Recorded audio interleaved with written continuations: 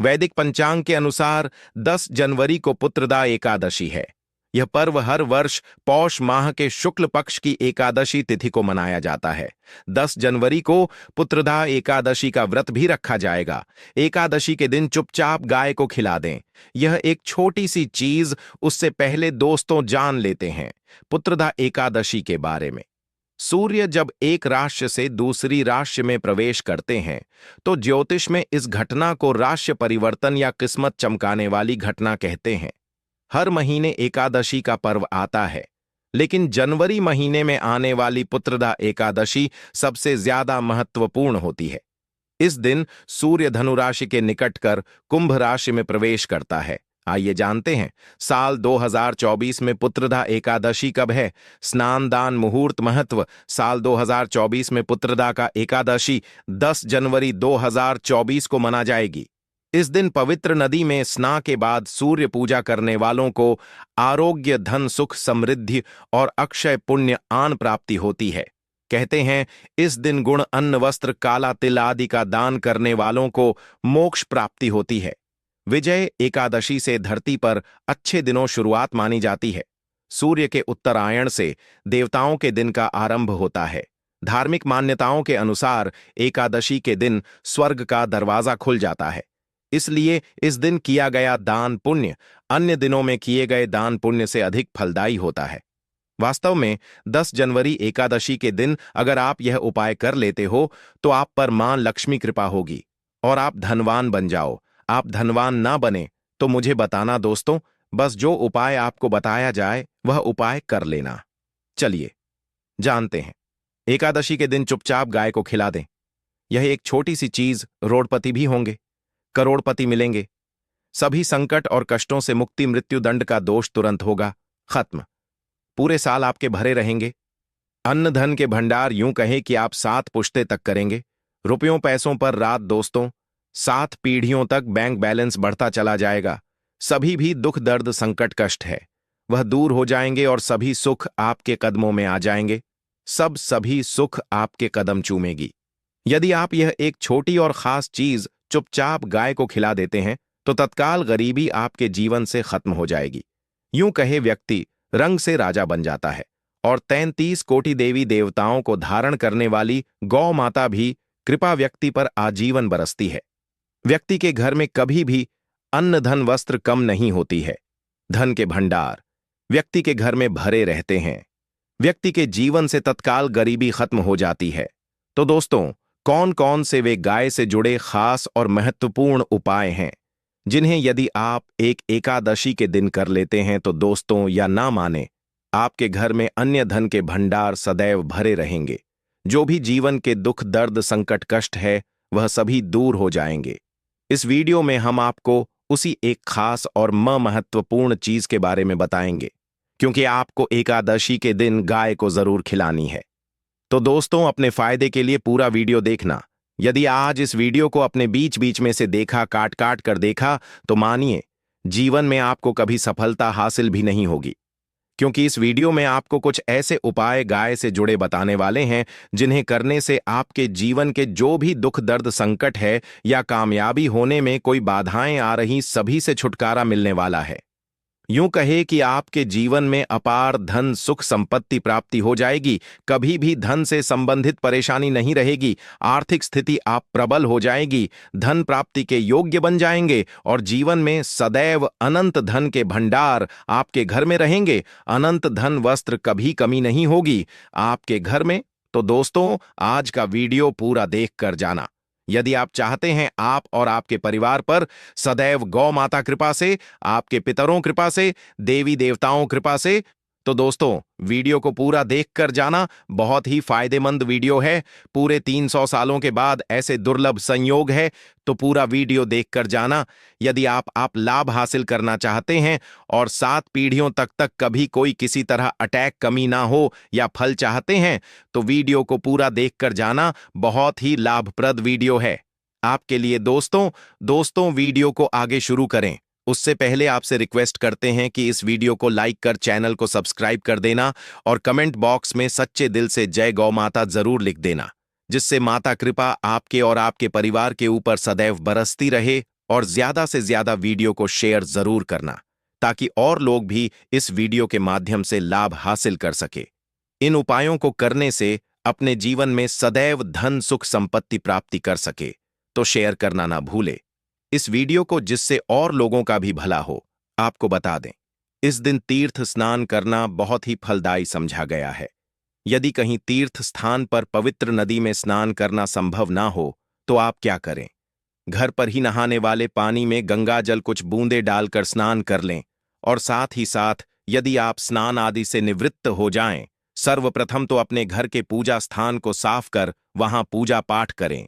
आप और पितरों के निमित्त तर्पण पिंडदान तो आपसे बने, अन्न धन वस्त्र दान जरूर करें। और इस एकादशी के दिन दान करने से सभी मनोकामनाएं पूर्ण हो जाती हैं। एकादशी के दिन विशेषकर पूर्वजों पूजन के लिए बहुत ही शुभ फलदायी समझा गया है। मकर संक्रांति के दिन पिंडदान करने से पूर्वजों आत्मा को शांति मिलती है और उनको मोक्ष मिलता है। और आपको बता दें, इस बार जो इस दिन मार्ग शश पूजा के साथ साथ हनुमान जी, मंगल देवता और भगवान शिव ना भी पूजा जरूर करनी चाहिए। आपको बता दें कि इस दिन यदि आप हनुमान जी और मंगल देवता भगवान शिव पूजा करते हैं तो मंगल का गृह जनित दोष भी दूर हो जाता है। व्यक्ति के जीवन में न सुख संपत्ति प्राप्ति हो जाती है, समस्त मनोकामना व्यक्ति पूर्ण हो जाती है। और दोस्तों, साथ ही साथ अब बात करें आपको उस दिन, मतलब यह जो एकादशी के दिन है, इस दिन आपको एक उपाय तो जरूर करना है।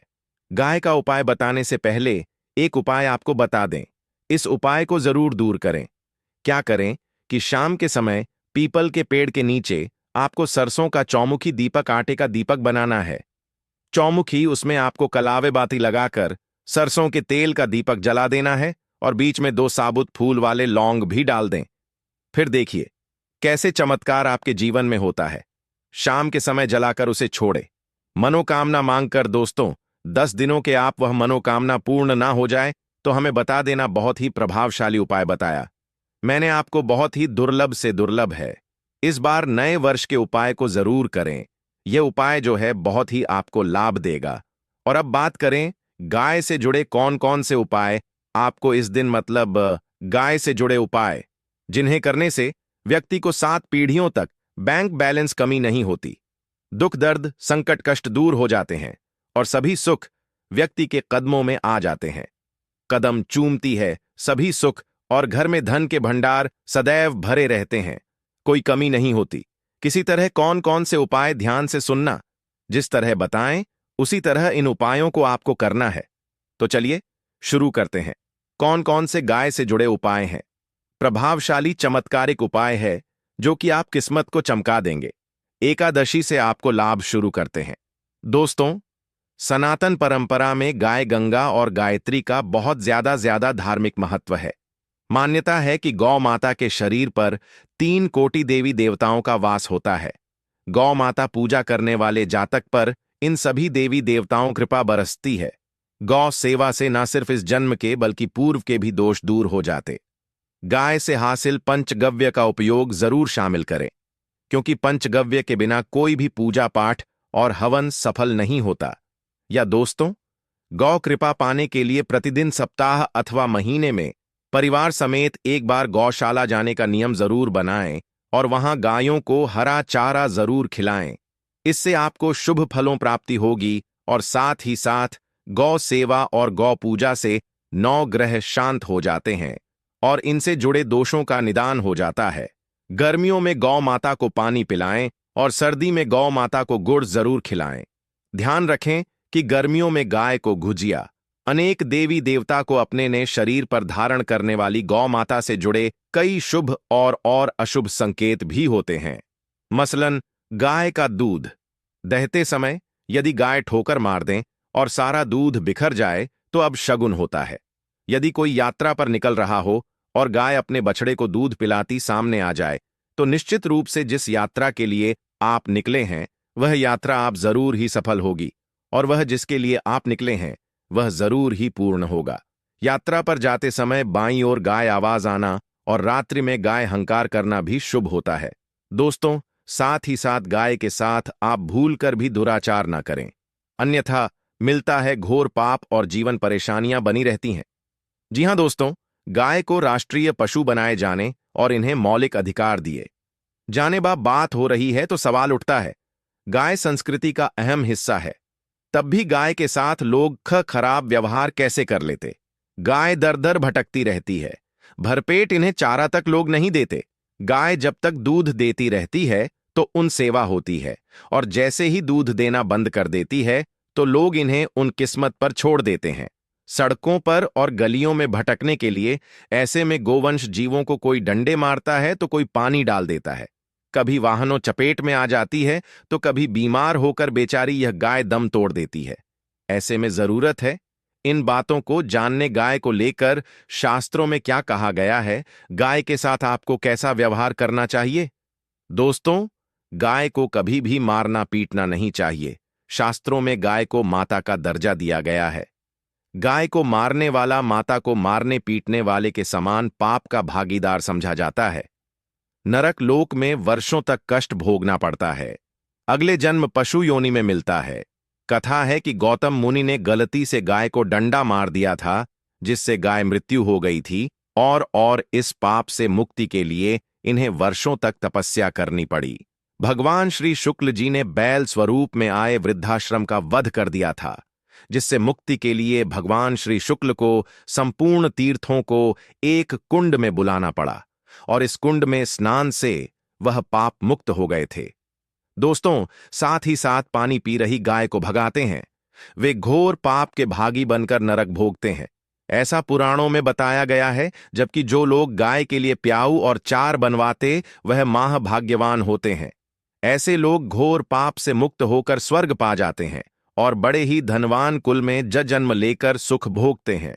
और साथ ही साथ आराम कर रही गाय को कष्ट देकर कभी भी उठाना नहीं चाहिए। कहते हैं कि जिस स्थान पर गाय बैठी है, वहां से नकारात्मक ऊर्जा खत्म हो जाती है। गाय के बैठने जगह को जो लोग नियमित साफ रखते हैं, वह जन्म में किए गए जाने अनजाने में पापों से मुक्ति हो जाती है और गोलोलोक में थान पाते हैं। गाय को डंडा मारकर उठाना, पानी डालकर उठाने से मनुष्य पाप का भागी बनता है और अगले जन्म में उसे दर दर भटकना पड़ता है। और साथ ही साथ शास्त्रों में बताया गया है कि गाय का दूध उसके बछड़े के लिए होता है। गाय के बछड़े से बचा हुआ दूध ही मनुष्य को लेना चाहिए, परंतु कुछ लोग एक बार गाय को दूध लेने बाद फिर से बछड़े के लिए बचा हुआ दूध भी धो लेते हैं। ऐसा करना गौर पाप कहाँ जाता है। ऐसे दूध को धोने वाला और ग्रहण करने वाला दोनों ही पाप के भागी बन जाते हैं। दोस्तों, साथ ही साथ शास्त्रों में कहा गया है कि गोवंश मतलब गाय और बैल के पीठ पर नहीं बैठना चाहिए। इन पर बैठने से महापाप लगता है। ऐसे लोगों को नरक और यातना भोगनी पड़ती है। एकमात्र देव के अंश के उत्पन्न नंदी ही गोवंश है, जिस पर स्वयं महादेव और महादेवी सवारी करती है, क्योंकि नंदी ने स्वयं अपनी इच्छा से महादेवी सवारी बनना स्वीकार किया था। और साथ ही सात शास्त्रों में गाय के दान को बहुत ही महत्व दिया गया है, परंतु ऐसे गाय का दान कभी नहीं करना चाहिए जो बूढ़ी और बीमार हो। कठोपनिषद में नचिकेत कथा भी इस संदर्भ में है कि जिस नचिकेता ने पिता द्वारा बूढ़ी गाय को दान करने पर आपत्ति जताई थी।